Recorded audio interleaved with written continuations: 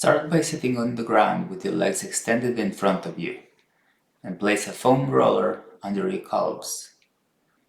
Using your arms for support, lift your hips off the ground and gently roll back and forth, massaging the entire length of your calf muscle from the ankle to the knee. Turn your leg 90 degrees left and right to massage sides of your calves. After 30-60 seconds, shift your foam roller under your thigh and repeat the same movement. Next, face the ground and put the foam roller on your thigh to massage your knee to your hip.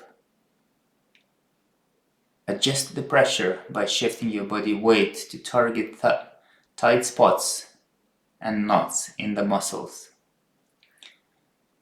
Perform this massage for 1 to 2 minutes on each area, focusing on any areas of tension or soreness. Complete 4 sets with a brief rest in between, and aim to gradually increase the time spent on each area as needed. This exercise helps to relieve muscle tightness, improve circulation, and enhance flexibility in the thighs and calves.